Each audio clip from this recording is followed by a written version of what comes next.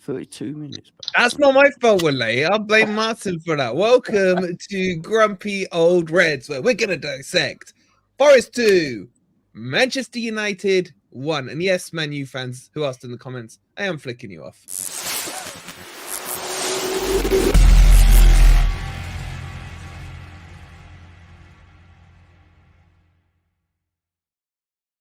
I don't even know what day of the week it is anymore, nor do I care, because, boys, we did it.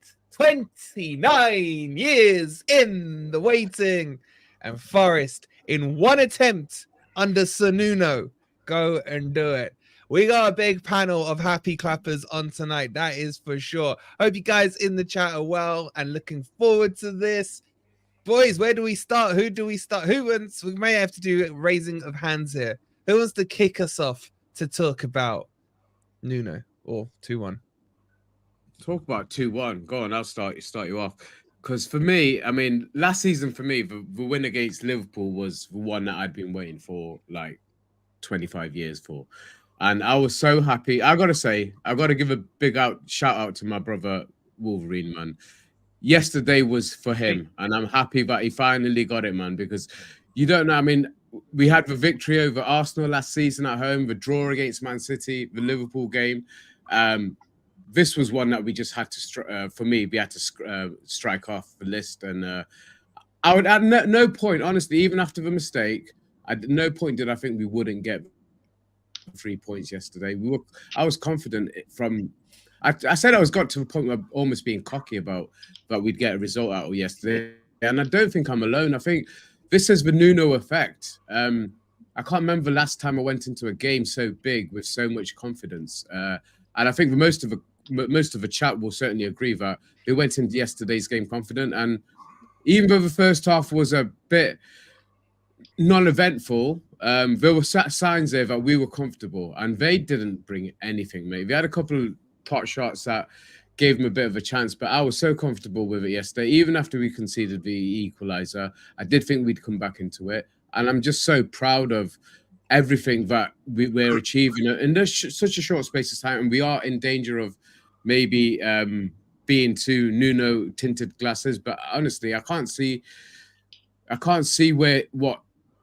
what there isn't to like about what we're doing at the moment. The confidence is brought to the fan base, to the players. You can see it. You can see it on the field. You can see it in the players. That the heads did not go down after conceding that equaliser. The heads did not go down, and they kept fighting and they kept battling and they kept believing. And that's a whole new Forest for me. And I'm buzzing, mate. And I'm sure the rest of the guys will say similar things. But yeah, yesterday just felt for me like we had confidence, and it wasn't. The confidence wasn't betrayed, mate. It was fulfilled yesterday, and I'm so happy for Wolfie more than anything else that he got that win, because it makes a big difference. Trust me. Right, you're gonna bring tears to my eyes, man. It means the absolute world to me. I don't care if Nick's sitting there taking the piss out of me. Oh, you won the Champions League yesterday, did you? Yeah, screw you, Nick. I did, man. I did. That just like you celebrated a win by drawing with Liverpool. That's the same feeling I had yesterday. Crypto, can we show? They always say that. They always say that, mate. Whenever a so-called, big team gets beaten by somebody that they look upon as inferior, they always say, "Oh, that's your cup final, is it?" No, it was yours, mate. You shit. Exactly. Crypto, chat, show him some love. Our boy's got COVID, and he's soldiering on like a trooper, man. A quick opening gambit from you. Yeah, I thought it was brilliant, wasn't it? I mean, it was everything we've kind of been expecting, everything we've been suggesting as well. I mean, the play in the middle of the pitch with Morgan Gibbs-White and Alanga was absolutely fantastic. Even Yates was progressing the ball forward and helping out on some of the goals that we got. So overall, really positive. I thought everybody played a really positive part, apart from maybe the keeper, which I'm sure we'll talk about later.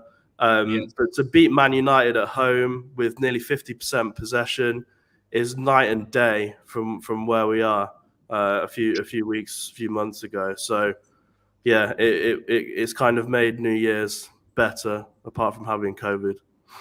Well, Keith's there, so showing solidarity with you, saying he feels sorry for the COVID. Over you. I felt sorry for myself last night when I couldn't get to sleep until 5 a.m. Yeah, but it was funny. You messaged at like 3 a.m. saying, "I'm so excited, I still can't sleep." Yeah, I thought the reason I couldn't sleep is because Forest beat Man United, and then I realised it's because I'd coughed up like 3 toilet rolls worth of. Anyway, we won't go into that detail, but you get the point. You get the point. We get the point. Anthony, I guess now would be a good time for you to make your opening statement with the better looking Stainforth in the house. Stanleyforth, not Stainforth, mate. I like calling you Stainforth. I know you do. Yeah. You're a stain on my life, mate. Well, like you, like you, Wolverine. I have a son that supports Man City, so he was quite happy. I think he was quite happy for us to win yesterday. In any case, yeah, what a game! I mean, I think we played really well. I think Manchester United. Please start, Ant, because you did look confused. Sorry to interrupt you. Zaid is a Man U fan. That's why you were looking confused when he said we played crap. He was talking about Man U. Yeah. Sorry. Like half a second later, I realised, he's the Man U fan. You did look confused, though. You did look confused. They were as I expected. In fact, the game went exactly as I expected it to go, and that's not me being clever or anything. I think it was fairly with the way we've been playing, like again since Nuno's come in. I think that it was pretty predictable that we would play that way, and Man U were shit. So it was kind of predictable the way it went. That doesn't lessen the excitement of it because we've been done by them so many times that we have PTSD with it. So even though we all went in there. I think we all went in there confident. I mean, I put 2-1 on the Predictor League. That shows how confident I was because last week I went 2-0 to Newcastle. So, it shows how my confidence. Mention Predictor League. Seriously. All I see on Twitter these days is your Predictor League. Man, I'm top of the fucking league. What do you expect me to do? Man. Come on. You have to milk it, don't you, whilst you're there? Because, the Arsenal or Predictor League now. I think I'd rather hear you talk about Arsenal, man. Seriously. Well, I was going to say, full enough, because like Arsenal, I might fade away. So it all ties in. But yeah, I mean, it was a fantastic occasion, a fantastic atmosphere. Yeah, cheeky buggers, aren't you? Fantastic occasion, fantastic atmosphere. Sorry. We beat Manchester United, and we don't tend to do that. So it's fantastic.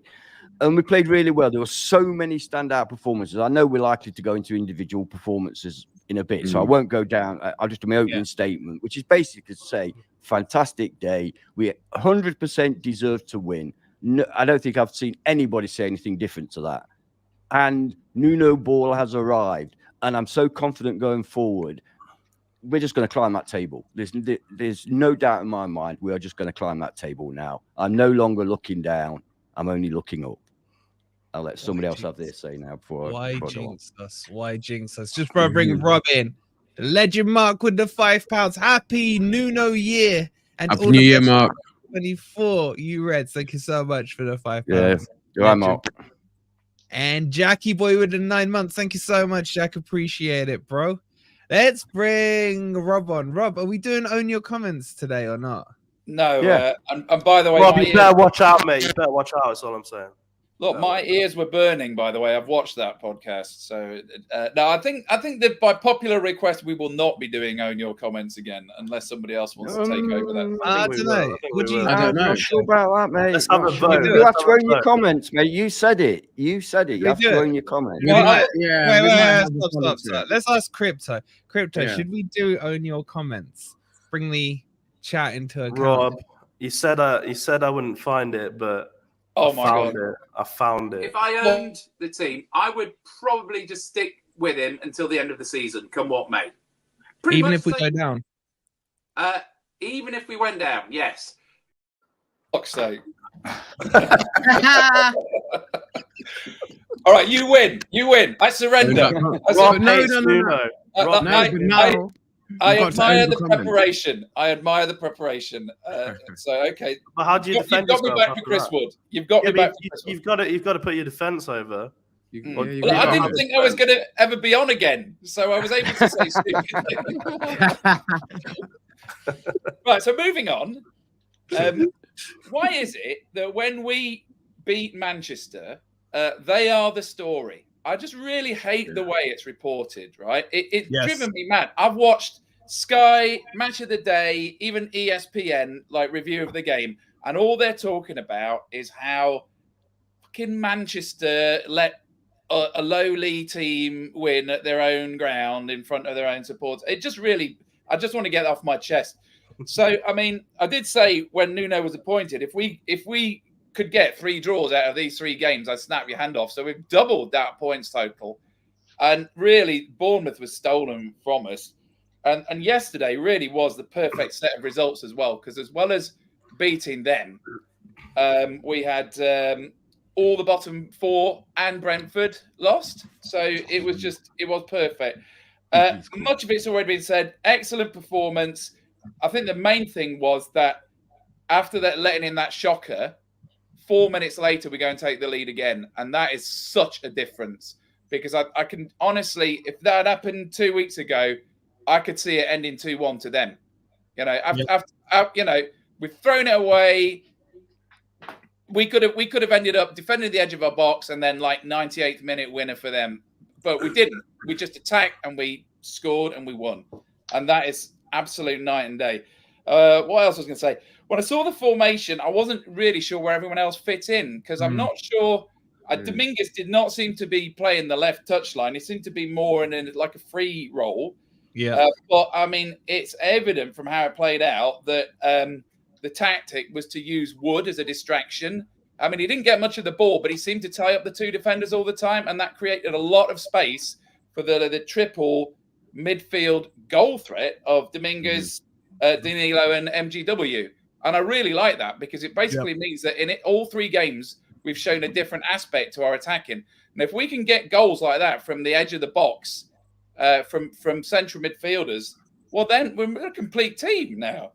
So what else am I going to say? I thought Yates had an excellent game. We always seem to write him off. We always say he's not up to the level that he's playing at, and then we go up another level, and he's still in the team, and he's still got something to offer. So he actually stood out for me. It looks like Murillo and Niakate is Nuno's first choice central defensive pairing, and I think I probably agree with that as a long term. I think he's going to more and more settle on that, and I like it actually. I like it. I think both of them had really good games. Yeah.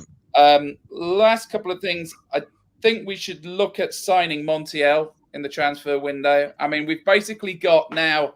We've probably got 3 weeks of airtime to fill before there's another league game, so I'm sure we'll be discussing the window in detail. But don't worry, Rob. We've got lots of clips. Yeah, all right. There shouldn't be any others. So yeah, Montiel should be signed, I think, based on the past couple of games. And I think, to be honest, it's probably Aurier that needs to move on in that department. And then, of course, the big talking point is what do we do about the goalkeeper situation? We've got one that can save but can't kick, and another one that can kick but can't save.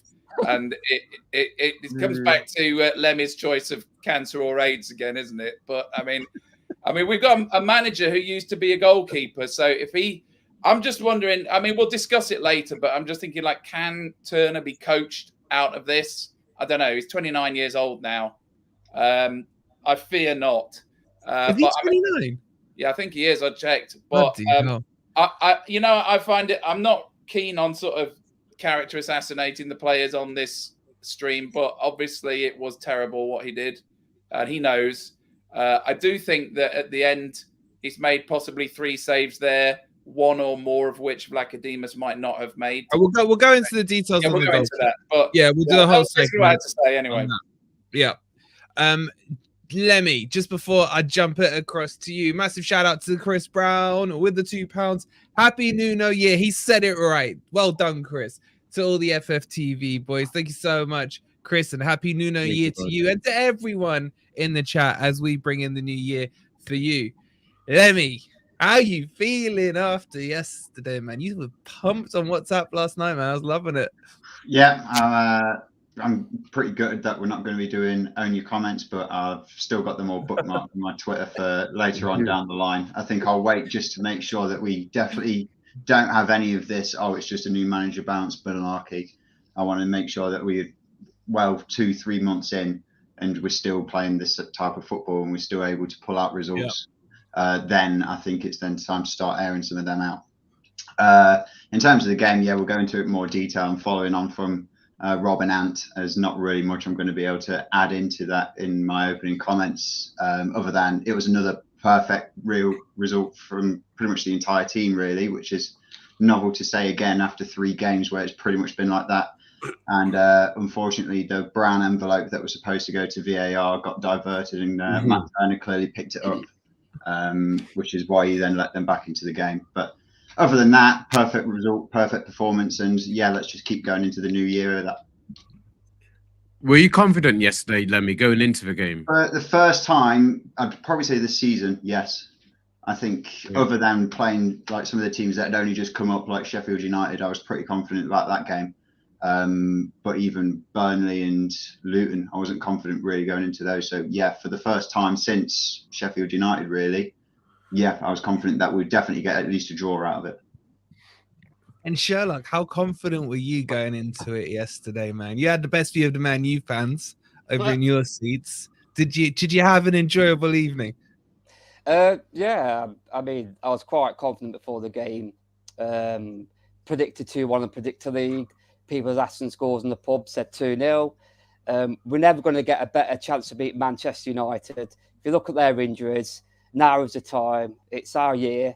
And I just want to summarise a bit of the match. The first half, bit drab, but reminded me a bit of a chess game, really. Bit of cat and mouse, sussing each other out, because they both have similar systems, both hit on the break, go out wide, get the ball in the box. And obviously, moments changed the game before when they smashed the post. If that goes in, they go 1-0 up. Maybe a different game. But I think 5-10 minutes later, we push up the pitch. Dominguez scores a goal made in Buenos Aires, so supporting the Argentina boys with the shirt. And the first time I wore the shirt as well. And obviously, that goal as well, made in Argentina. I loved it. The atmosphere was the best I've been to. Everyone was singing, and to top it all off, the Man United fans were fighting with each other at the end. So it was funny to watch that as well. And the stewards just flipping laughed. They looked down over the balcony, because you know where I sit, just above the away fans.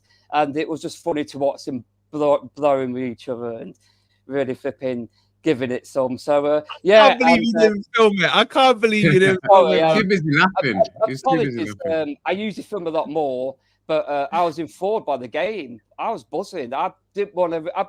I did 2 or 3, but I didn't do a lot. But I was informed of the game, end to end. And when they equalised, I thought, here we go. We're gonna lose because we played so well. We kept them at arm's length. They didn't really do a lot. And you thought that mentality's changed and mentality shifted, because if that was Cooper, we'd have gone into our shells, maybe lost. That's my opinion anyway. But the mentality go forward. We're not happy with the draw. We're going to get a win.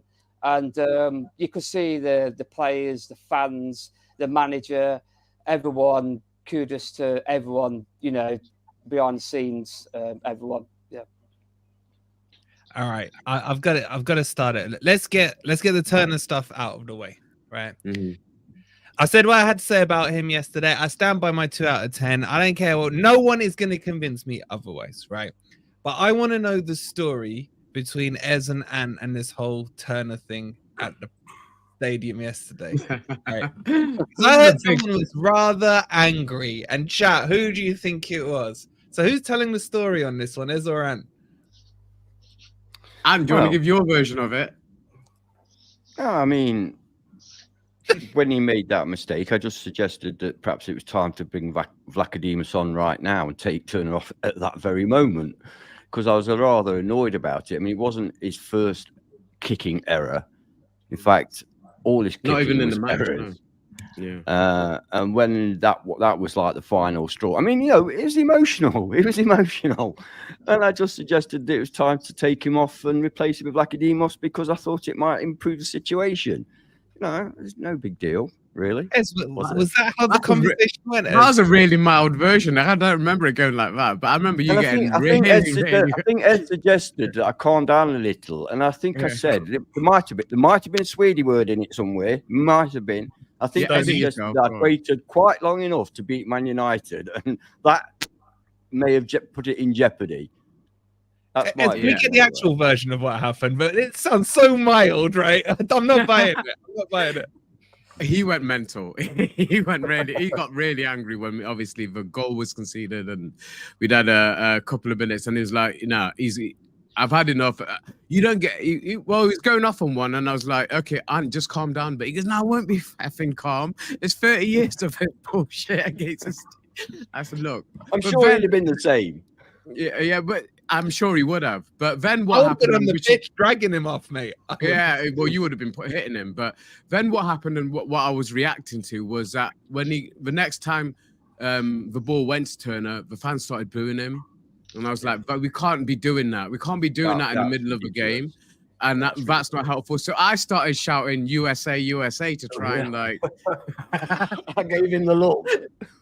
to try and cheer him up and trying to get a couple of the fans back behind him, but which Ant didn't like one little bit. But then I did have a bit of a following, didn't I? And admit it, the guys in the stand were shouting USA, USA, and every time he kept looking around at me like, "You started that shit. You started that shit." But to be honest, I turned around to Ezra and said, "Your mum would be ashamed of you." But I agree. Turner has to be dropped. But what I didn't like is in the middle of a game for our own fans to be booing him every time he touched the ball, and that had to stop. It didn't last for long. To be fair, it didn't last for long. But certainly the first couple of times it went back to him, that was the reaction, and I didn't think that was helpful. And I don't think if we've got faith in Nuno that we should be doing things like that. Like, listen, we've given our opinion, especially over the last 18 months or so, on what's been going on because we thought the previous manager was getting things wrong, and we felt like our opinion was obviously valid, but we thought we needed to be a bit more forceful maybe with our opinions. I don't think we need to now. I think let Nuno do what he needs to do. I have ultimate trust in him that he will get the goalkeeper situation right, whether it means bringing somebody else in. But what I do like is that the next game is going to be a cup game.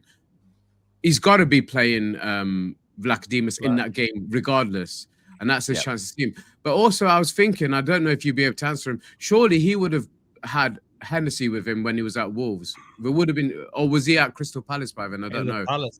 He was at Palace by then. Okay, yeah, no, I just thought there might be some crossover, but even that theory.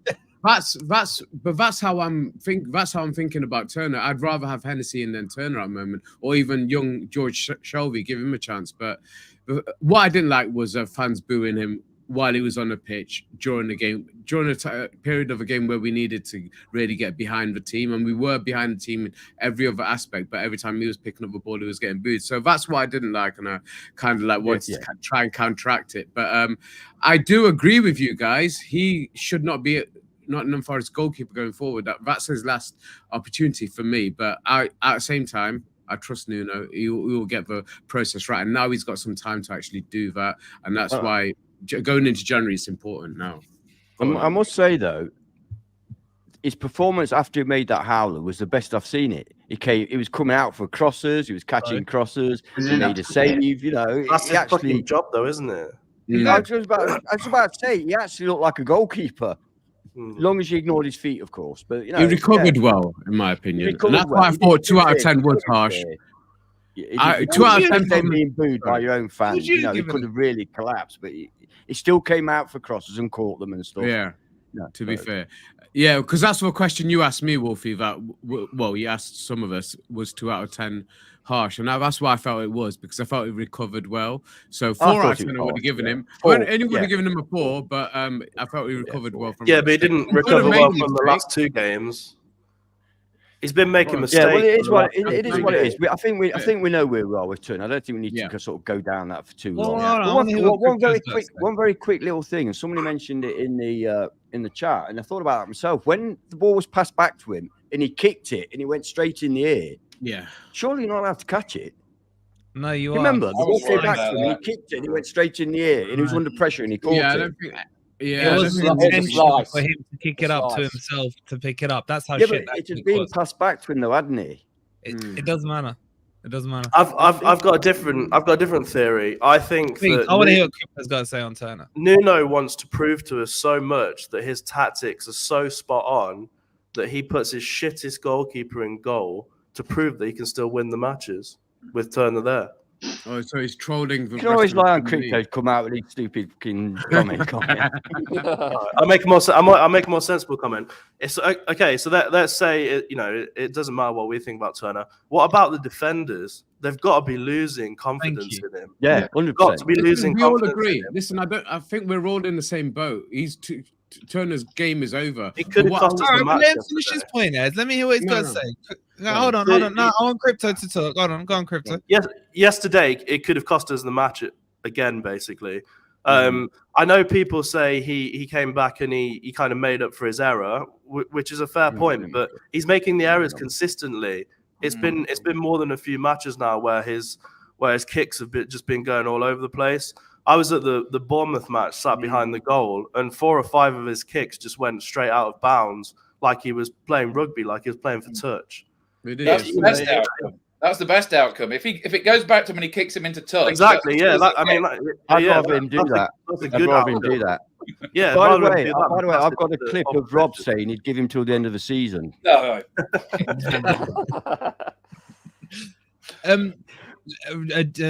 Martin, from where Yeah. you were sitting, because you got Yeah. kind of a side angle on it, so you're not behind it.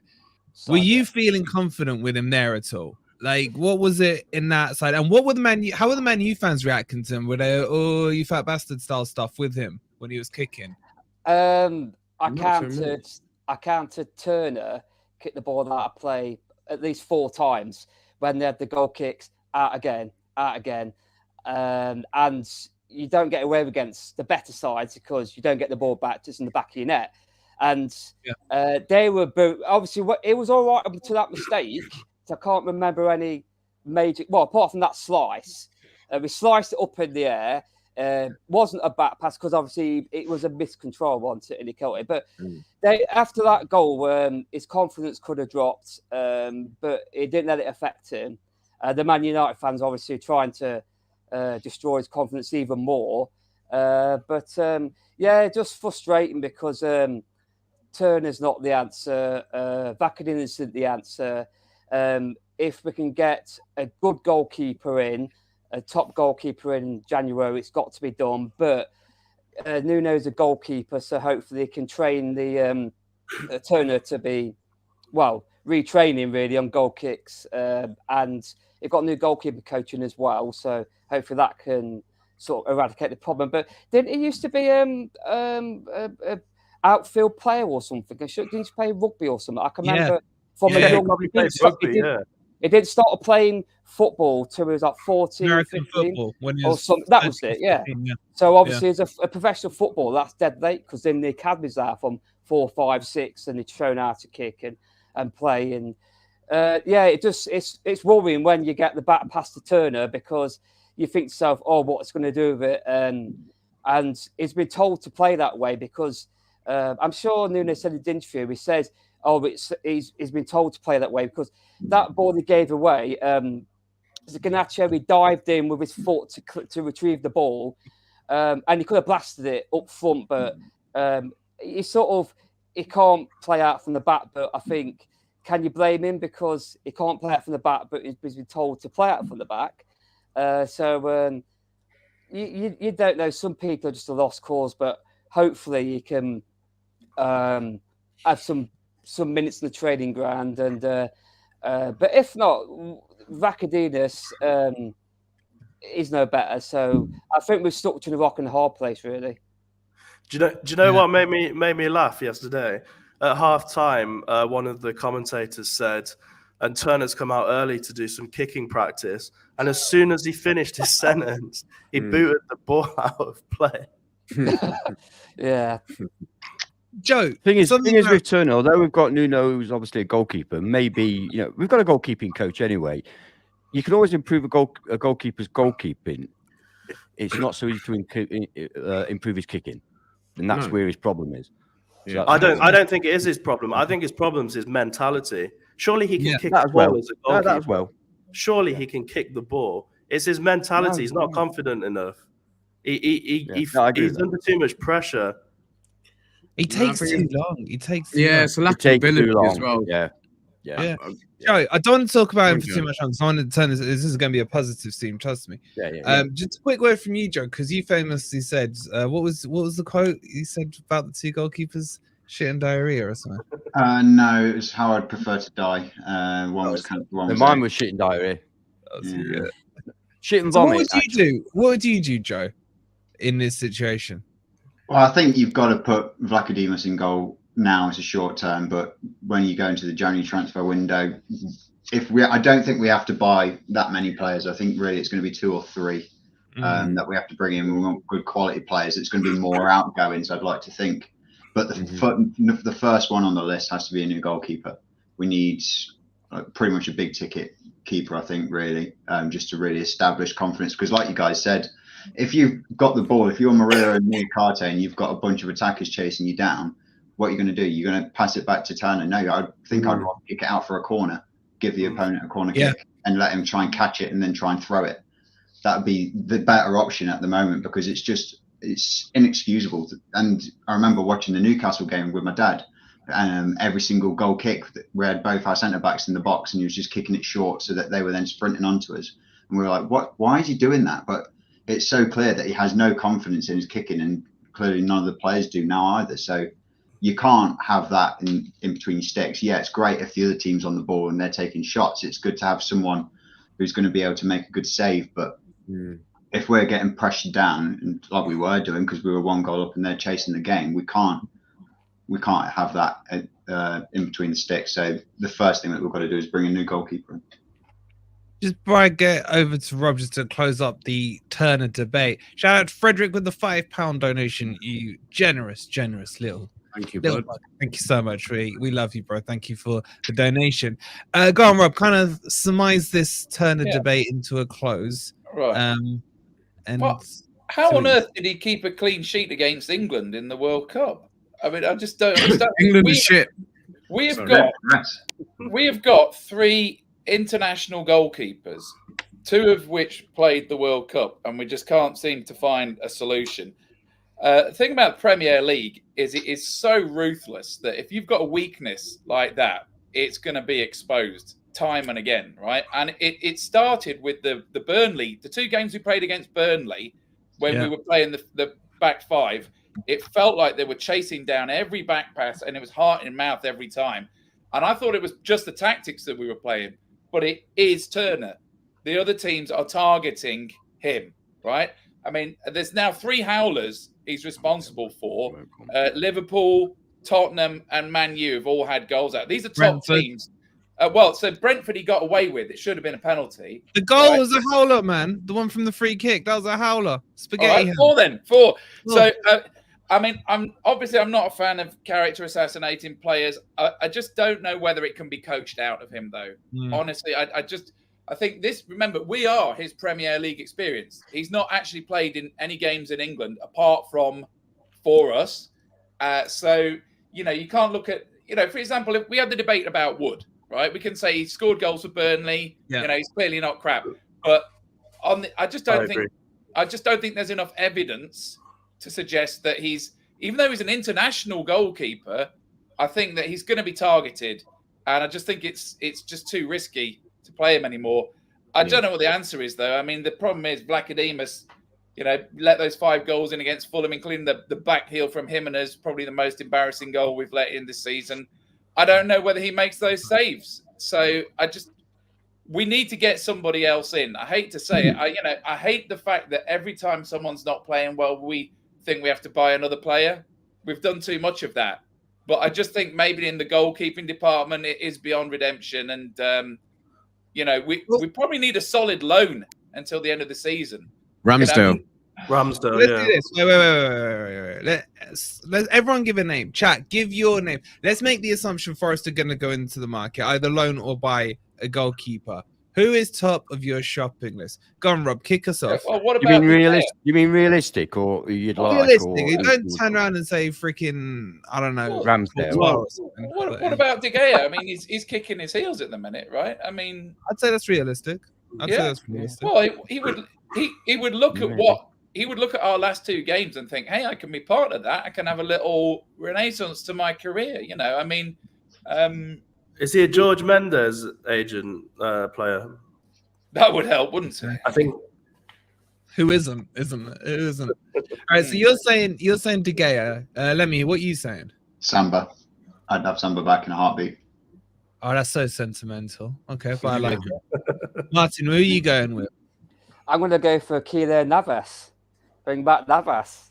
Did a job for us last year. Bring back Navas. Yeah. Bring back Keylor Navas. That's his name. Yeah, Keylor Navas. Bring All it right. back. And who are you going then? Well, Samba's not realistic. I'd like Jose Sarr, but just to confirm, And that's realistic. From what I've been told, it is. From what I've been told, it is. If it's not realistic, then I'd say De Gea, because I've just checked and George Mendes is his agent. Ooh. So it's almost on a plate, isn't it? Let's be honest. Okay. I mean, I'd love Samba back. I would love distribute. Samba back, but he's not coming back. You know, he's not coming back. But De Gea can't distribute. His distribution is probably worse than Turner's. You're 100% right. What he can do is oof the ball up the pitch. That's all I'm asking from the goalie. He doesn't have to be able to do these beautiful passes onto players. No, just get rid. Turner can't do that because he kicks it out every time. So, and also, he's a better goalkeeper than Turner as well. Come on. It's David De Gea. His goalkeeping was never an issue. It was his kicking. And like I say, he can kick the ball. He doesn't pass it to the opposition 25 yards out. He's got some clangers in him. I mean, Nick will tell you that. All right, but this is good. Shout. Crypto, what are you saying? Who's your call? I mean, just to say something different, I'll say Ramsdale. If he wants to get back in the England team. Yeah, but he's not getting played, is he? He's sat on the bench. I understand He's that. number one And I thought about it for a minute, that he might come because of his England place. No, he ain't. No. Loan. He could come on loan. He's sat on the bench, though. He's a number one, really. Yeah, I know. Why wouldn't he come on loan? I love Aaron Ramsdale. I would love him at Forest, and the Forest fans would absolutely fall in love with him. But I think he is way up there. You know, on loan for 6 months. We said that about Sangare, so it could happen. I'd love it to happen. I just don't personally think it's going to. But he would be my number one. You saying on loan, Crypto? You saying on loan or buy it? Yeah, it can be a 6 month loan, and then when we go into the next season, we'll settle down and get a proper keeper. We'll face that when it comes. But I've seen someone say in the comments, De Gea's wages may be high. Yes, but there'd be no fee, would there, to buy him? Yeah, exactly. And also, if we're getting rid of Origi, then you're saving about 120k a week there. Exactly. And also, look at Jesse Lingard. Jesse Lingard, there was no fee for Navas, didn't we? Hold on. Go on, Crypto. Yeah, I mean, Jesse Lingard is another example. Yeah, you'd have to pay him high wages, but if he helped to get us into the top 10, then it's worth it. And it's only for 6 months, and there's no upfront fee. So I think that's a possibility. He's a Mendes player. I think that's the most sensible, constructed viewpoint you've put together ever on here, mate. This COVID is doing wonders for you. Yeah, I got the COVID thinking. No, who says his wages is going to be high? Who says his wages is going to be high? He's not earning anything at the minute, is he? So, I mean, he starts. You know what, Rob? That's probably the most sensible thing you've ever said on this show. Not really. Not really, because David De Gea doesn't ever have to work again, so he won't come cheap. But we paid a fortune for Navas last season for his salary. Yeah. So, Garnez, what rabbit you got in your asshole on this? Well, you've pulled all my rabbits out my ass, but just the point that you made earlier, you said be realistic. Realistic. We got Navas last year, so what's realistic under Marinakis? We could get anybody. Because I didn't rate Navas, that's why. Well, anyway, but Ramsdale would probably even want to try and get on loan. If we can get Ramsdale on loan until the end of the season, if there's any... Hey, what about this one? Sam Johnston. because Henderson. Yeah, no, he's not getting a chance at Palace. Who has once? Go on, Ez. No, yeah, I mean, I saw that name in the chat as well. Obviously, he's not going to get a chance. He's not getting a chance at the moment with Hendo at Palace, so it's possibility. But I don't know. I mean, I think we have to get somebody in. Simple as that. We do have to get somebody in. Ideally, we'd want somebody with Premier League experience, and that's why Ramsdale and De Gea would be probably top of that list. But I think there is some truth to the Jose Sarr links, and that might have to wait till the summer. So if we do have to wait till the summer, I'm happy to try and get somebody in on loan until then, like we did with Navas last season. That's what I'd be looking at, rather than trying to get a long-term fix in January, which you're probably not going to find. Try and get at least a deal till the end of the season and see where we go from there in the summer. Yeah. TC, we know it's an ongoing FFTV joke, bro. But thank you. Sharky, thank you so much for the £2. The living wage is around £12 an hour, Rob. Navas. Anyway, poor Rob. Let's kick it forward, right? We've done the keeper. I want to get onto the positive stuffs. Lemmy, kick us off on Morgan Gibbs White.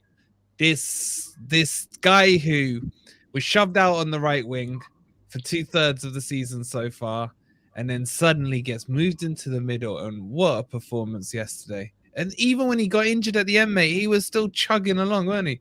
Yeah, I mean, that's something that we'd never really questioned from Morgan Gibbs White. He always kind of put a shift in, especially kind of like the back end of last year and even beginning of this year. He's always up and down the pitch, but it's amazing what happens when you finally play him in his right position. Constantly involved in the middle, which is what we need out of him. And I feel like ever since Nuno come in, I don't know if it's just because of how Nuno's kind of got a reputation of being very structured. He's very meticulous. He likes to have all the players kind of well regimented. Yeah. All of his fancy flicks, all of these back heels, they all seem to have just disappeared all of a sudden. He's no longer doing those. He's picking up the ball, he's looking up and he's making passes and then making runs into space. That's exactly what we need from him. And he's just as creative without trying to do all of this fancy stuff that he was trying to pull off at the beginning of this season. So it's a complete revelation, and that's exactly what we needed out of him to be our creative outlet. So if you think that you're going to have him, Elanga on one wing, Hudson-Odoi, you'd like to think gets back up to fitness at some point, and then a Awoniyi up top, I don't see any reason why we should be looking down anymore. We don't have to look down anymore. We're able to find a hat-trick out of Chris Wood when we all thought he was worse than a plank of wood. So God knows what's going to happen once we get all our front four at fighting fitness. Hang on a second. Did someone just disrespect Chris Wood? Yeah, no, that's okay to disrespect. Retroactively, saying what we used to say in the past. Yeah, exactly. I just from watching him on the pitch, Martin, yesterday, like, is it noticeable that the tricks and the flicks have died down and he's just looking for those key passes? Well, what did you think of MGW under Nuno so far? Oh, I think it's brilliant. I think it's credit to him. He's actually living up to his potential, because obviously that price tag, what was it, £30 million, £25 million from Wolves. The guy's got potential. Put him in the correct position, and just basically take the handbrake off, take the shackles off, express yourself, and he can play, he can score. And I love his tracking back and his tackling. He's all over the pitch. You've seen him run on an empty. He was basically about to burst along at the end. And also, I'm glad to see him stay on the pitch, because at the Trent end, they got into a bit of a skirmish with one of their players. And some refs, in my opinion, he could have got sent off, because he sort of got fouled. Then he went back some more, didn't he, for a retaliation challenge. And there was a bit of fisticuffs, and then it could have blown up nasty. But yeah, I love him. The triple tackle, is that the bit you're talking about, where he went in three times? At the Trent end. There's a few in the chat saying he was lucky not to be sent off. Yeah, I saw he was. He pushed his luck there. Yeah. He lost the plot a bit, and I'm glad he didn't get sent off, because that could change the game. Because if it Johnny Evans, where he just he sort of slammed into him, and it gets a bit out of control, don't it? But yeah, love the guy, love the passion, love the energy. He's like one of our own. Was he captain yesterday? Is it?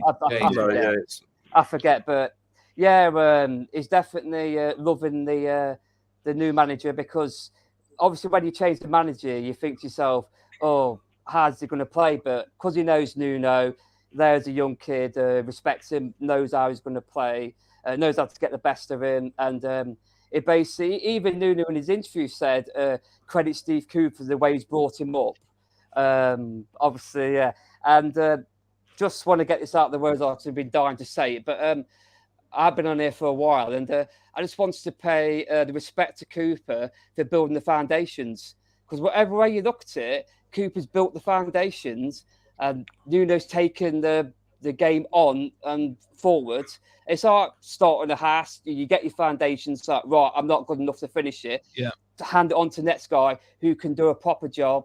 Steve Cooper, like I say, love the guy, respect. He's built the foundations. Obviously, bottom of the Championship to the Premier League. I know. You're going to slaughter me in the comments, but he can obviously walk around with his head held high, and now he can look back and think he wants the best for Nottingham Forest, and the best for Nottingham Forest was at the moment him walking away. So yeah. So anyway, tangent over. So. Rob, there's been these really weak links to Morgan Gibbs White going to Spurs. Do you think? Well, you have now. They've got Maddison. I mean, why?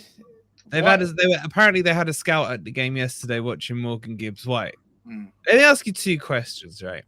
How much is Morgan Gibbs White worth now? Chat, I want your answers as well. And would you be tempted to sell him if the price was right? And boys, the rest of you, this question's coming to you as well. So, but I just thought I'd hit Rob with it first. I would say he's probably worth something in the region 40 to 50 million. If he managed to get himself an England call up, that would skyrocket. Yeah. Well, I mean, what did they pay for Mount? About I mean, obviously Mount has done a little bit more, but the thing is, it's all about the potential now, because we saw, that thing that he did with the 3 tackles, that was petulant, right? That he's got to get that out of his game. He was lucky not to get more than a yellow, because it's not the fact that he, I think it was a foul. He came around his legs from behind, right? Technically, that's a foul, even if you get the ball. But anyway, it's the descent afterwards.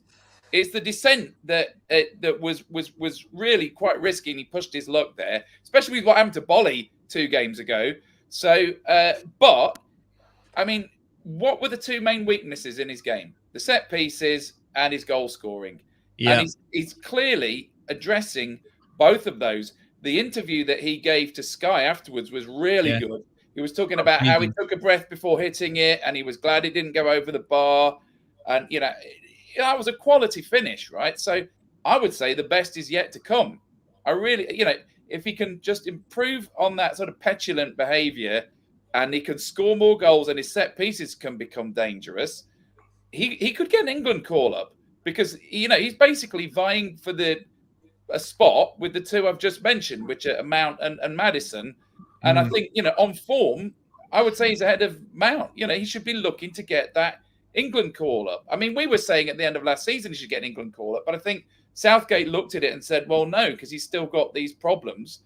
But I think he's addressing these problems. I would not sell him under any circumstances at the moment, because the new formation is getting the best out of him. Yeah. I would say he's absolutely pivotal to our whole attacking play. So absolutely not. Who would you replace him with? I don't think that, if you put Danilo or Dominguez into the spot that he is, that they're a like-for-like replacement. Well, all we've got is Aguilera there. And as one of his most, should we say, loving critics, before you have to do your disclaimers and stuff, obviously you've been impressed with him over the last 2 games. But would you consider selling him if the price was right? And what would your price be? No, I never believe in selling players that are good for your team at any price. That only leads one way. When you weaken inside, it only goes one way. Okay, some people might say, well, you can replace him with this and the other. But if you've got the ideal player, and I think at the moment, from what I've seen in the last couple of games, MGW is absolutely ideal for us. So even if they came in with 60 million, I'd just say no. It's, I'd rather keep him. Can I just point out a couple of things? Just a couple of things, a little bit of a tangent, but one is this John Elanga debate. I'd just like to say that John had 11 goal contributions last season in the Premier League. Elanga's already got 10. Okay. And the other thing that I don't know how many people know about this, but Taiwo has not been named in the squad for Nigeria for the AFCON. Yeah, which is good for us. He'll be back. So Taiwo will be back. Can he join mid-tournament? Is there No. any way No, that... they've named their squad and he's not in it. So well, that's only right because he got injured playing for Nigeria. Yeah. So absolutely. Yeah, but we've all been saying, haven't we? We've all been saying, "Oh, Taiwo's going." Well, he's not, and from what I understand, he's back on the pitch running in straight lines. So yeah, not that. Which is good news, isn't it? It's good news. Yeah, exactly. Who haven't I asked on the Morgan Gibbs White question? I forgot. Go on, Crypto, and then let me go. No, I wouldn't. There's no way I'd sell him. I think at the moment our two best players are arguably Elanga and Morgan Gibbs White. So why would you sell the people who are kind of holding your team together and getting you results at the end of the day? If I was to put a price on him, I'd say at the moment he's worth about 60. But if he continued to play like he did yesterday, then that could easily rise to 70 or 80. I mean, as someone said in the chat, he's way better than someone like Anthony, and he cost 80 million. Yeah. But even if someone came in and bid that for him at the moment, I don't see why I would sell him, because at the end of the day, the idea is to win games and get as many points on the board as possible. And with Morgan Gibbs White, we know that's going to happen. Yeah, Joe, I want your thoughts on it, but then also I'm going to ask you the question: who's better, Rashford or Elanga? So roll them in. Okay. Well, I'll disregard the first question that you wanted me to answer anyway, then, of what do I think his market value is, because I wouldn't put one on him at the moment, because that's then inviting that we'd want to suggest that if that kind of money was on the table, we'd even contemplate it. And I wouldn't entertain any offers at the moment. They'd be going straight back, return to sender. He is so crucial to how we want to play football now. And having him back in that cam position, we have to pretty much build our attack around how Morgan Gibbs White is going to play, in my opinion.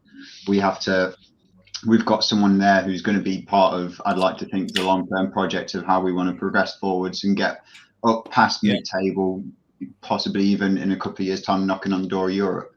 I feel like he's going to be so crucial to that. We can't entertain any ideas of how we're going to get rid of him, because we can't get rid of him, in my opinion. It takes something either catastrophic with an injury, or it would be someone who's offering such a ludicrous offer that you can't turn it down.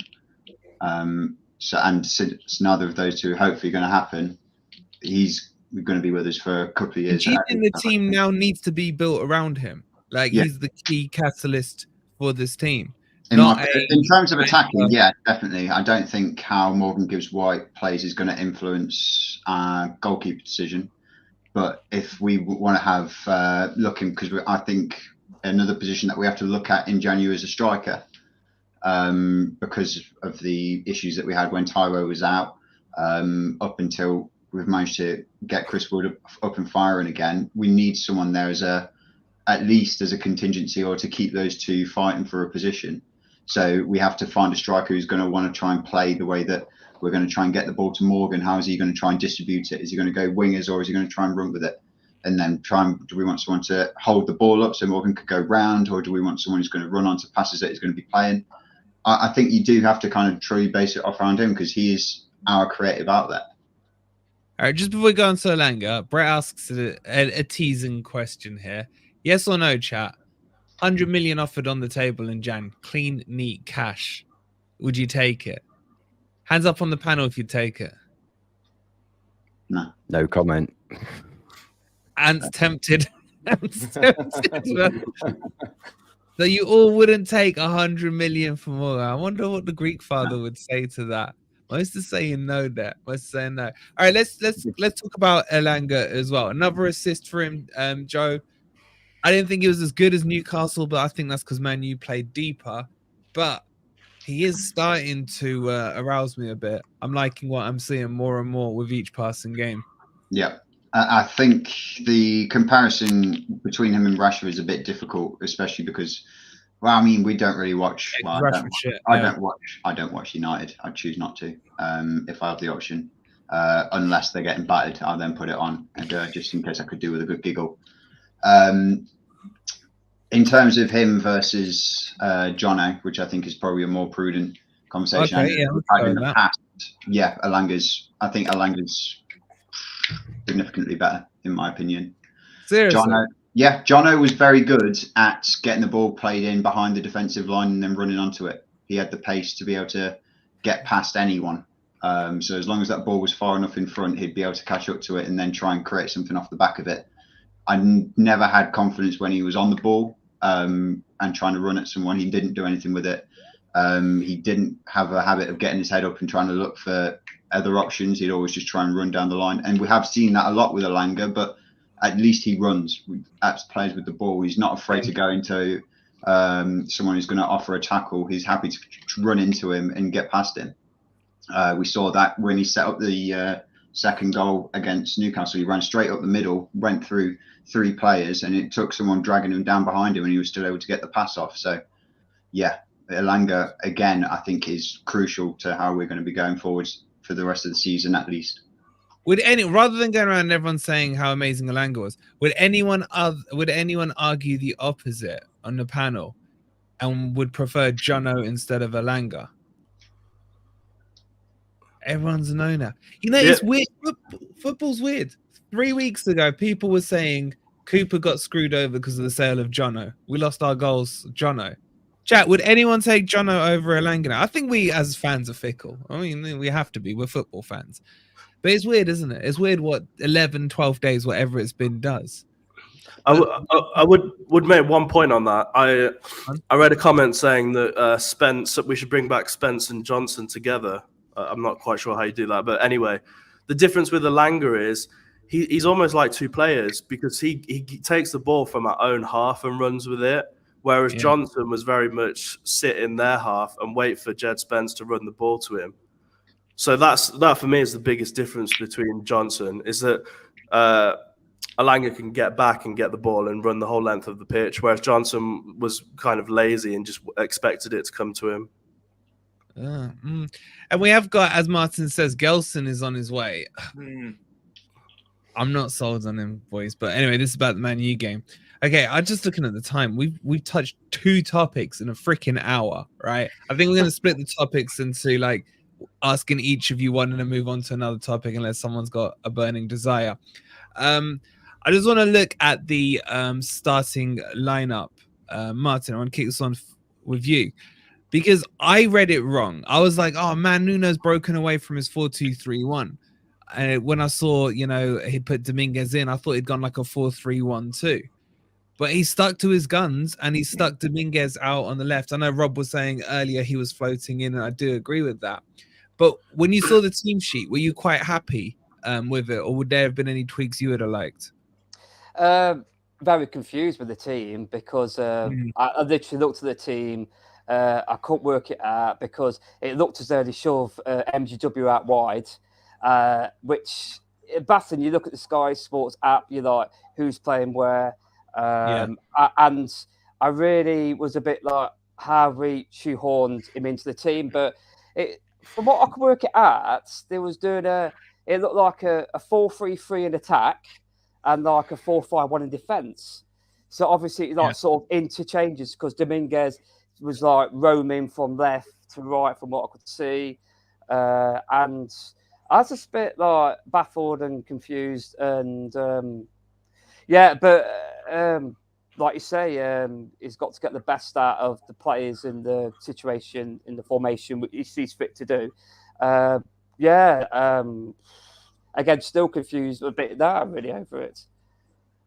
Was there anyone wants to talk about the formation rather than me just pick someone? Was there anything that stuck out to anyone that they want to cover off? Oh no, except for it was a pleasure to see us playing the way we did. I mean, we said, Ez and I said, and most people around us said as well, that if the old manager was still in charge, we wouldn't have won that game. We'd have sat back and let them come on to us until we scored. You know, 5-3-1-1. That's the difference. It's honestly the feeling down there is amazing. Nobody talks about the ex-manager anymore. I was going to say, I think Man United were confused about our formation as well. Yeah. And that says something, because I think under the previous regime, we were just way too predictable. And, you know, it's full of surprises. And I really like that. Yeah. We had possession as well. 50% possession.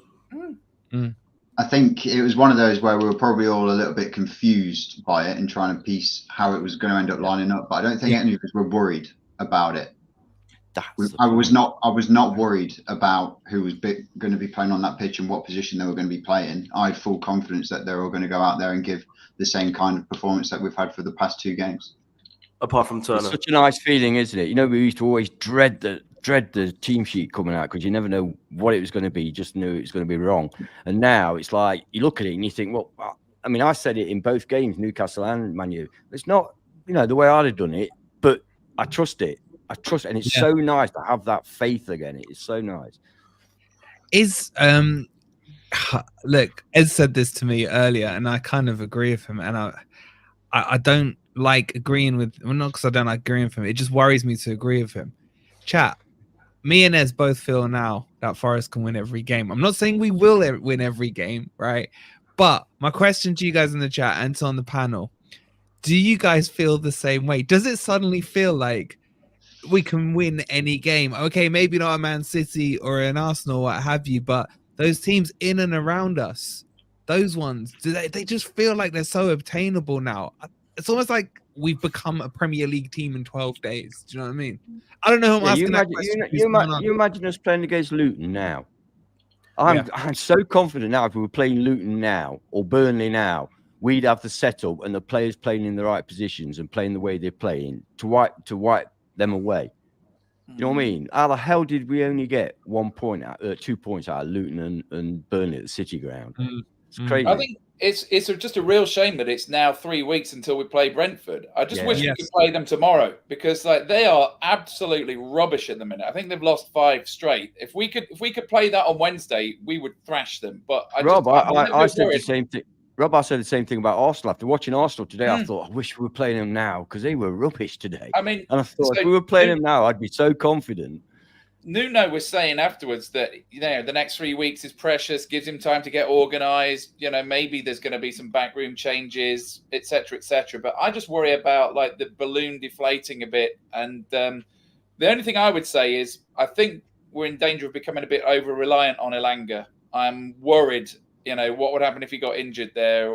Because, I don't know, he's so at the centre of everything at the moment. Our attack is a bit one-sided, and I think that's possibly what's behind the interest in Martins. And if he comes in on the cheap, it might not be a bad move. Rob, let's open up the debate you wanted to open up. Dennis. I'm not saying start him. Well, I would. But would you bring Dennis back, Rob? I know you said this to me the other day that you wanted to talk about it. He favours the left, doesn't he, rather than central striker, orthodox striker. I think that Nuno could get the best out of him. I mean, he had that season where he got double figures for Watford. He's fast, and I think that, you know, if he was to give us another outlet, I think what I would like to see coached out of him is the fact that he always wants an extra touch before he shoots or crosses, you know. But I think he's fixable. And, you know, he's another one that's probably going to be sitting out the AFCON, watching it from the sidelines, thinking, I wish I was there. And, you know, he's our player, you know. We probably bought him on a 3 or 4 year contract. I don't like this sort of going through all these players and bidding them so quickly. So I think there's a route back for him. Would you guys see him as the solution to the upfront issue? As Ez is back, let's bring him. We're talking about Dennis. But rather than splashing out on 30, 40 million, I mean, that's how much strikers cost these days, obviously, apart from Garassi. But is it not just worth just giving Nuno a crack with Dennis? As Rob said, at Watford, who were one of the worst teams that have ever been in the Premier League, apart from Sheffield at Derby.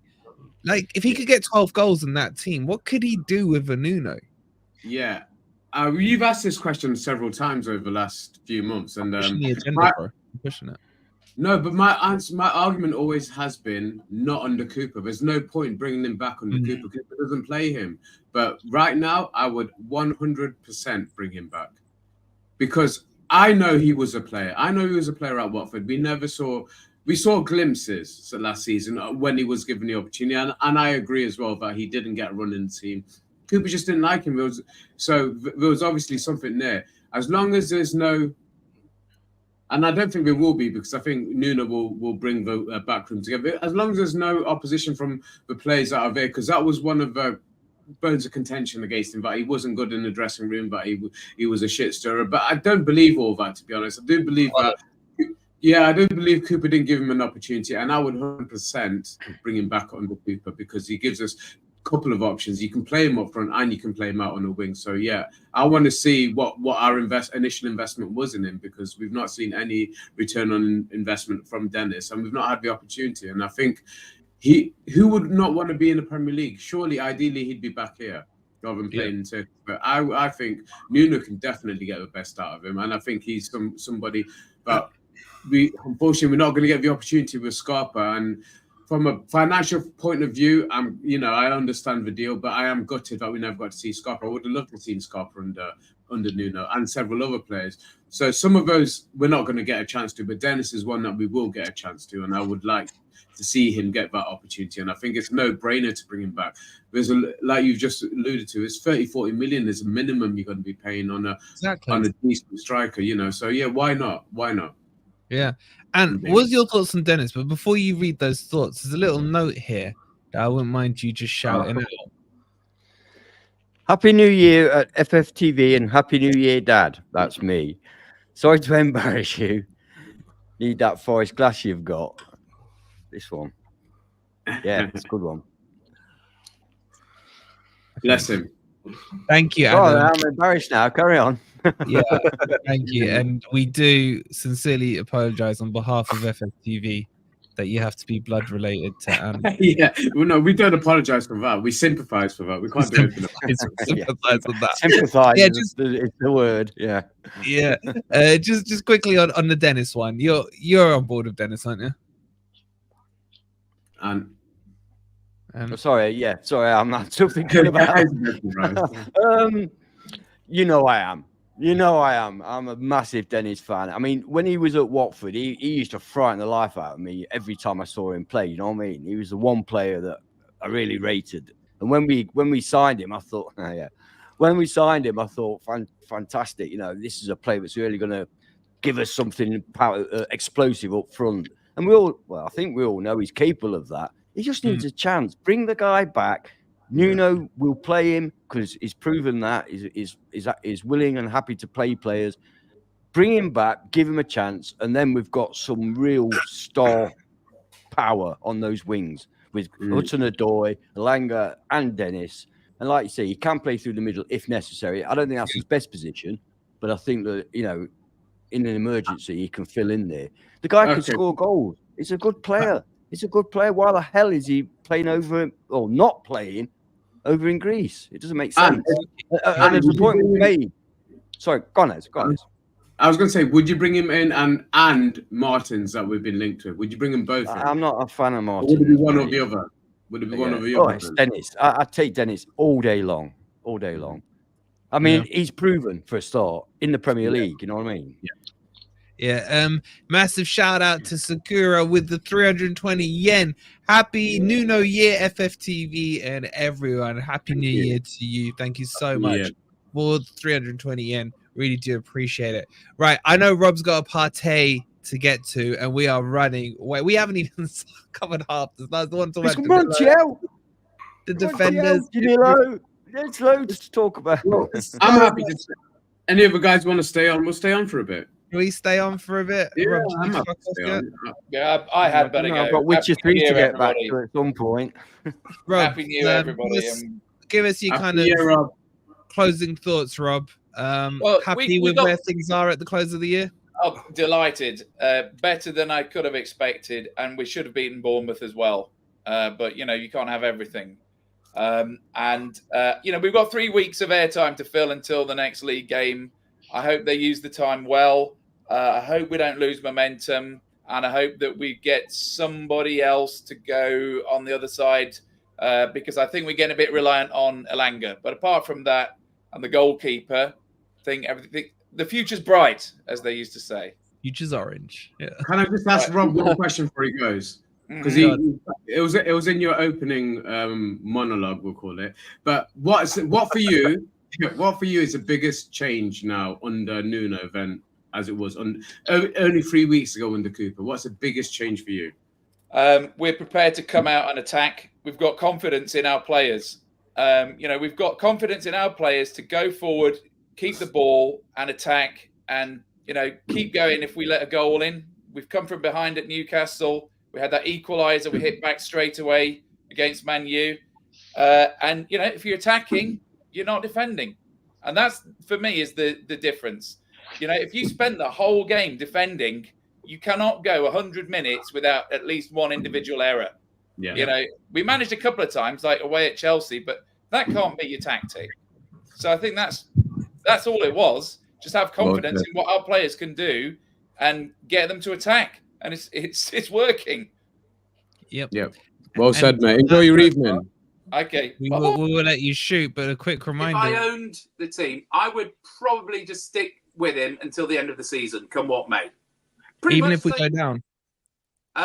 Even if we went down, yes. Boo. Happy New Year, Rob. Love you, bro. Love you, bro. All right. We are not going. Can we have a like? Can we have a like spike? Can we have a like spike, people? Because hang on a second. 350 in there and 100 likes. Sharky with can't the be hypocrite. Happy Nuno year, lads. Butler sorting fireworks out. Absolutely. And shout out to Rob. What I love about Rob is he's such a good guy. We can take the piss out of him. He'll take the piss back. And massive shout out to Rob. All right, let's talk about a couple of other things because there's so much to talk about. You guys good to carry on for a little bit? Anyone pressing for a party? I've got a couple more topics. Yes, sure. Yeah. Okay. Cool. I want to talk about Niakate, Martin. Niakate, who I've heard loads of individuals, shall we say, saying needs to be criticised. What is he offering? I've seen loads of people, even in our chat, saying he's the worst aerial defender statistically in the Premier League. He's made a couple of mistakes. Newcastle last year, and was it Brentford this year? I think it was. But Niakate with Murillo, what have you thought about that pairing, Martin? Oh, I think it's a dream partnership. Apart from him being left-footed, you got two left-footed centre-backs. Pace, power, can bring the ball out. He had one lightning charge to the corner flag at the Trent end. Literally went past the old team. I think got to the byline. Yeah. Put the ball in. And don't forget the secret weapon with the old Rory Delat throw-ins. Yeah, that's the secret weapon, that is.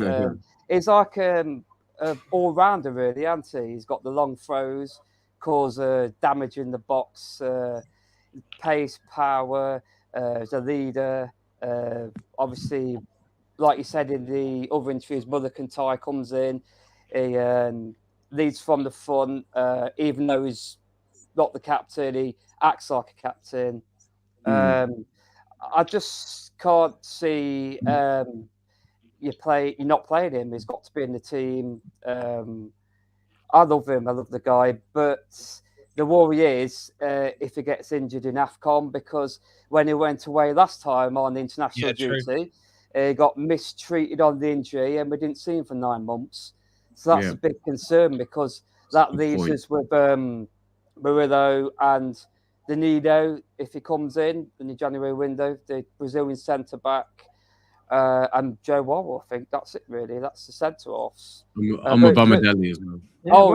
What is this with Bamadelli? Why is he not getting anything at all? I suspect he'll play against Blackpool. Yeah, I suspect that too. Yeah. But 20 million quid for a centre back, that's a fair chunk of cash. Mustn't be ready. They must see him in training, because they've seen Murillo in training, they've seen Bamadelli in training, both at the same time, both start at the same time. And you'd think that with Bamadelli being in England, that speaks the language, plays for Norwich week in, week out. Murillo's come from Brazil, a different country, different language, different settings. You'd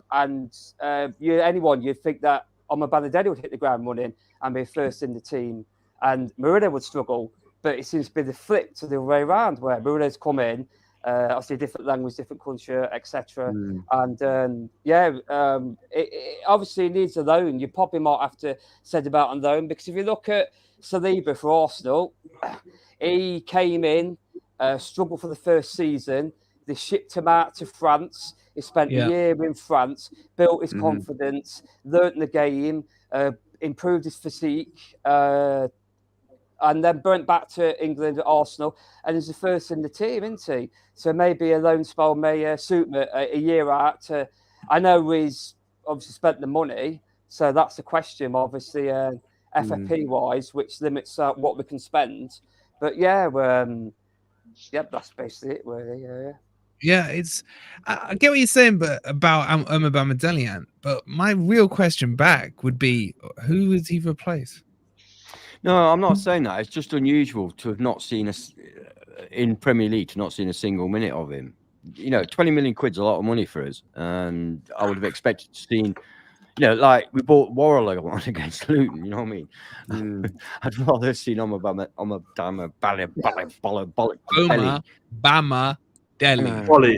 Bamidele. Yeah, I can say Bamidele. I just keep forgetting that. Yeah, but I'm just surprised we've not seen him at all. I'm looking forward to seeing him hopefully against Blackpool to see what he's about, because I evidently he was doing up the Championship. Worrell still makes the bench as well. Don't forget, Worrell's still backup. That's the point. He's not even making benches, is he? Yeah, he did once. I think he made the bench once. Yeah. Do you think we would have seen more of him if we'd had a cup run in the Mickey Mouse Cup? Potentially, potentially. But I think it's from Nuno's point of view, the fact that he's not had any minutes under Cooper, it's very hard for him to then for him to try and get a team ready for these 3 games in such a short space of time. It would have been very difficult for him to bring in a player who's not had any minutes at all. But I do think under Nuno, he will get more game time, and I think it will start with Blackpool. But yeah, considering the 3 games that Nuno was coming in for, it would have been very difficult for him to bring in a totally unknown in the Premier League and try and expect to get any performances or points out of these 3 games. So, but I think in the long term, he has to be somebody that we've invested in for a reason. There were other clubs interested in him, other Premier League clubs and other clubs in Europe, from what I know. I think it was, Porto were interested in him. Yeah. So there were several other teams fancying him.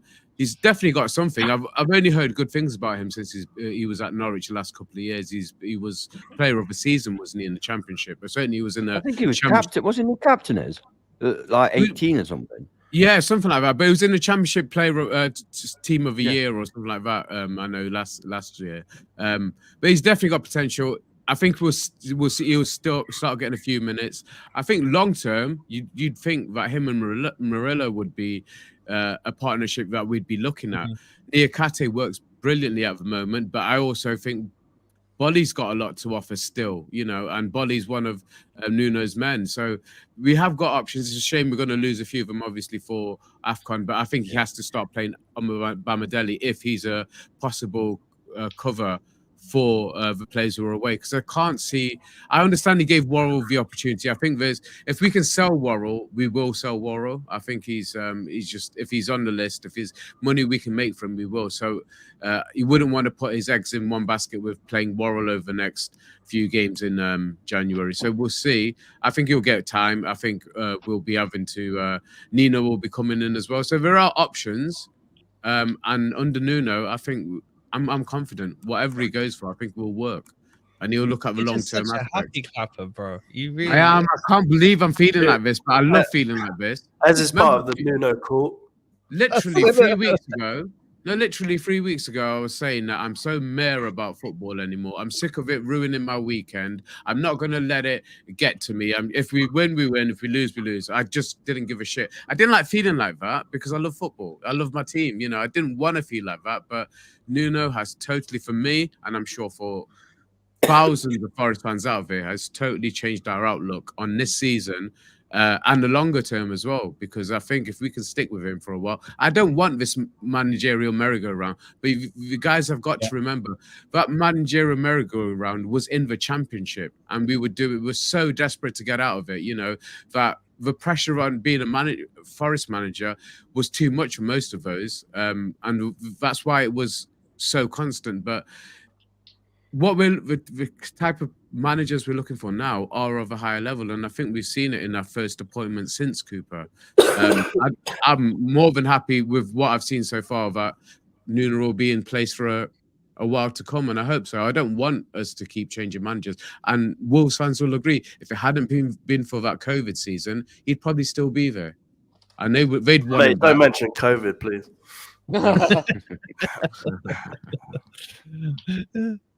I want to ask a tough question to Lemmy, because I like asking him tough questions. But I will come around to the rest of you in chat. This is a question for you guys as well. Chris Wood, wasn't Cristiano Woodinho for me yesterday? He did okay. I don't think he got the service. Yeah, we've had the Wood debate about how good he was at Newcastle, but this is the question I'm going to ask you, Lemmy. He's got 6 months left on his contract. Would you offer him a new one? In chat, would you offer Woodinho a new contract? Oh, that's a real that's horrible. I mean, if we were kind of being backed into a corner and having to make decisions this joining transfer window, otherwise there's possibilities that he can open it up, because he's technically then going to be able to listen out to other offers when it comes to January. Yes, I think I'd offer him, like James has just said there, I'd offer him a 1 year, similar to what we've kind of been doing with Aurier. Aurier had a good season, so we extended that out. I think he's shown that he's got the ability that we need as a Taiwo backup. We'd have to obviously look at the wages and see what we do about dropping it down. Yeah. But I think we've still got to have to go into the transfer window and look for someone new. I'd still want to have someone in the likes of Garassi coming in. So if it was an extension of 1 year, knowing that he's going to be third choice, then yes. You would. What would you do, Ben? No, I'd say no. I'd say on your bike, mate. Thanks for everything you've done. Thanks for the Newcastle performance, but you'll probably never score again for Forest. I think this needs to be a poll question. I can't tell in the chat which way it's swinging. But you wouldn't even contemplate it, not even if you said to him, like, we'll reduce you from 90k down to 10k. The thing is, yesterday for me, it was classic Wood again. You just didn't really notice him that much. He didn't really do anything again. It's almost like we're playing with 10 men. And I don't want to be critical of the players yesterday because we beat Man United, but I don't know. Some people will argue he wasn't getting the service again, and in theory he didn't need it because obviously Dominguez and Morgan Gibbs-White scored. But for me, a striker should be making themselves get in a position where, I mean, he didn't have a shot. He didn't have a single shot, not on goal at least. And I know that because I put a £4 bet on Chris Wood to have a shot on goal, and he didn't even have one. Thanks for that, Chris Wood. Thanks for ruining. That's why you're so angry. Thanks for ruining my New Year's. It's worse than getting COVID on New Year's Day or New Year's Eve, whatever day it is. But yeah, no. Sorry, Chris Wood. Okay. All right. Well, I'll jump in. Go on. You know what? I think it is dependent on what the contract offer is. If he's willing to take a 50% pay drop, I'd consider giving him another season. But I will counteract what Crypto's just said about his performance yesterday. I thought he had a really good performance. I thought he occupied their defenders. He held up the ball well. He flicked. He won headers. He jumped. He wasn't. Obviously, he didn't have a shot on target, but I don't think he needed to yesterday. I think he was kind of a decoy that gave us space. He's a striker, as. Crypto, come on, stop making stupid comments. Let's look at the whole context of the game. It's not stupid comments. Him doing what he did. His job is to score goals. He didn't even have a shot. I don't like this holding. He didn't need to have a shot on goal because it allowed. We had acres of space on the edge of their box. Why did we have acres of space on the edge of their box for both our goals? Because he was occupying. Because Man United can't defend. To say that he wasn't doing anything and he didn't make an impact on the game, I think that's really short-sighted. And not given a full picture of what he actually did yesterday. He didn't have to. Yes, he didn't have a shot on target. He didn't get any opportunities, to be honest. There was no clear-cut opportunities apart from one that he made for himself very early on. And I was saying to Ant, he loves a drop of a shoulder because he dropped his shoulder. It was just over the bar, but it was a decent opportunity which he made for himself. But other than that, I felt what he did yesterday gave us space in key areas of the pitch, and I think that's where we got our goals from. So I don't know if Ant wants to agree with you on that one. Or... Absolutely. I mean, I would give him a 7 out of 10, no problem. I think he played well yesterday. He did occupy their defence, and he did well. No, strikers don't always get shots on goal. It does depend on the service. I mean, that's the way it goes in football. Having said that, I wouldn't give him a new contract. No, I'd want a better striker in the summer. Not even on reduced wages, then. Not on reduced wages. No, no. I'd want a better striker. Maybe £0. No. Don't be silly. No, I just think we need a better striker if we want to progress. I'm not saying that. See, by saying that doesn't mean I'm saying Wood's crap. I'm saying that I think we can do better, and that's what I wanted to do better.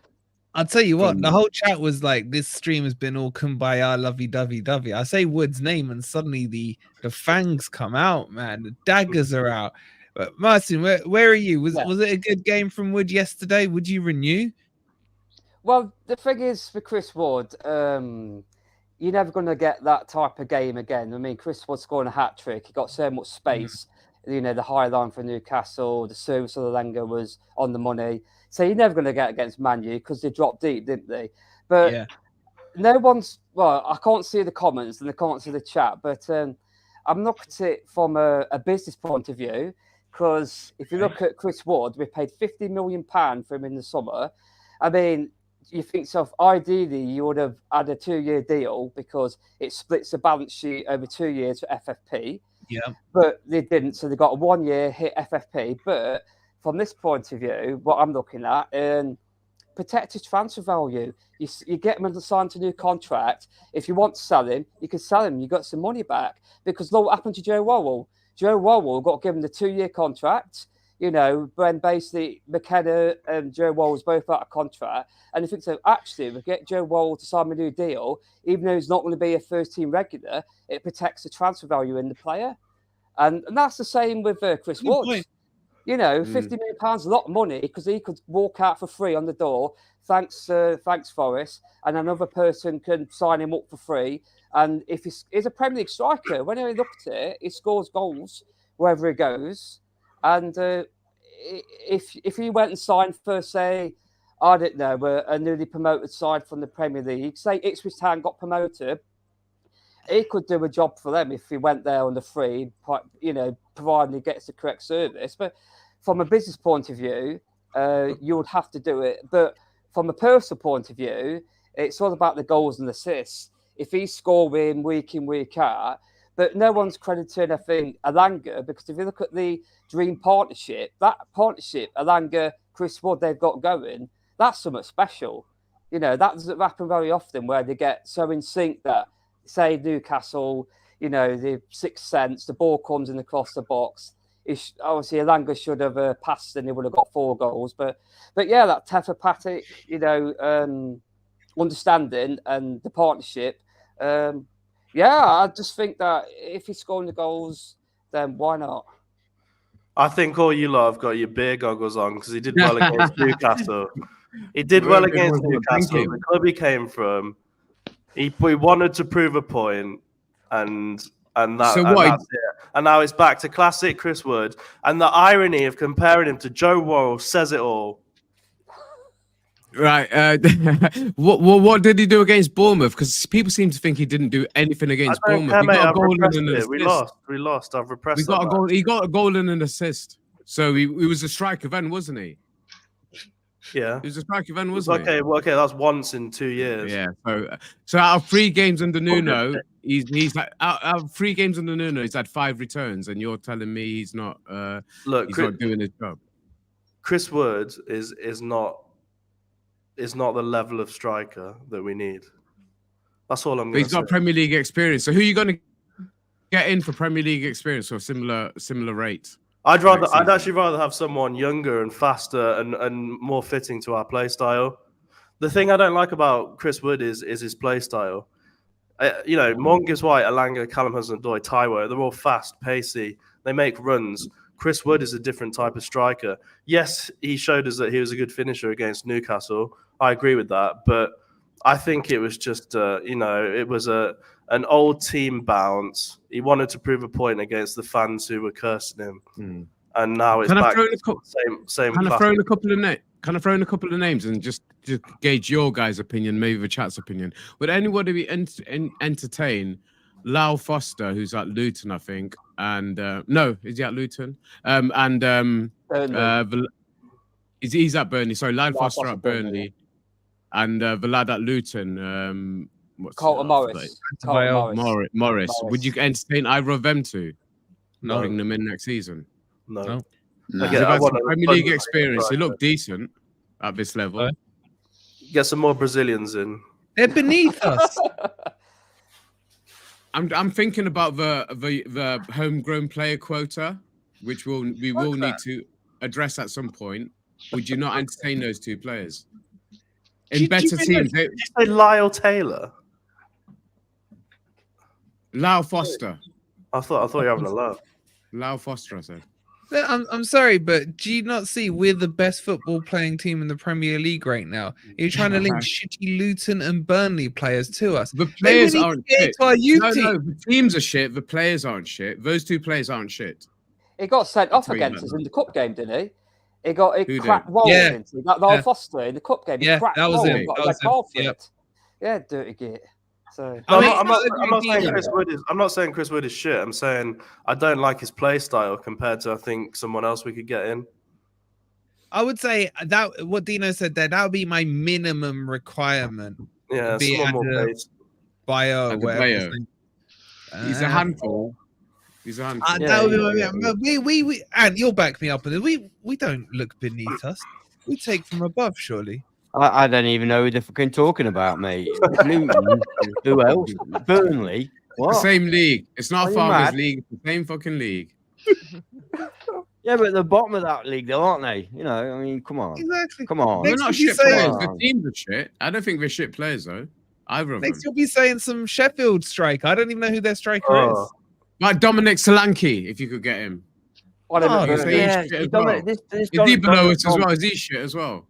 This Dominic Solanke is better than put a hat-trick against us. He's shit as well. A good period right now, Solanke. Where's he been for the last 5 years? Come on, you don't buy players because he scored a few goals. Come on. And he only scores against Forest. And anyway, he's not beneath us. They're above us anyway, as much as it pains me to say. Garassi would be good. Garassi would be good. And for 17 million. I don't even trust that guy. Yeah, it's another one. He's 29 years old, and he's had a half a season.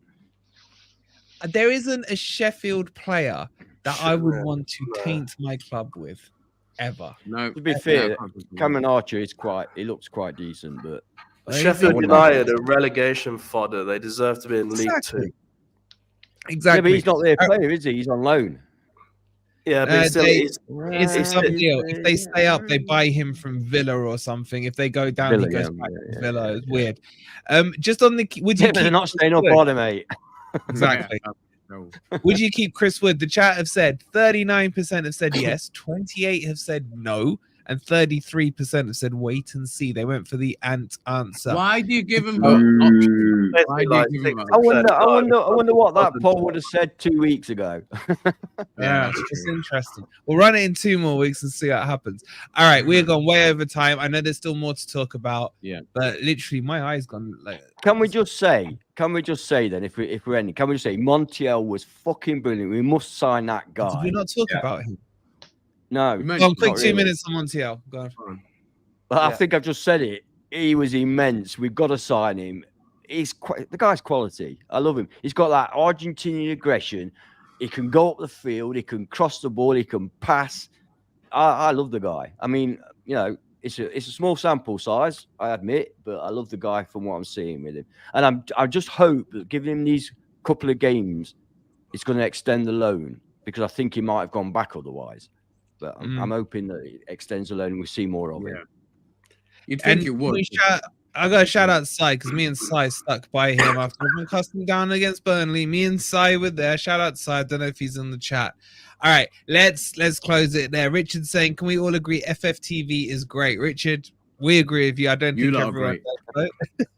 We will see you. Also, quick shout out for Dominguez as well. He was brilliant. Sorry. They were all brilliant. They were all brilliant. All right, we will end by saying Happy Nuno Year to everyone. Happy Nuno Year, guys. To everyone who's contributed over the last year, to everyone who has put up with us, especially with Ant, to everyone. Shout out to Adam putting up with him the longest. Thank you all for your support, your love, and what a way to finish the year. Let's remember, Forest beat Manchester United by 2-1. Look on that, United. Don't forget to like, subscribe, and we'll see you in the new year. Technically in a couple of hours tomorrow. Come on, you Reds. You Reds.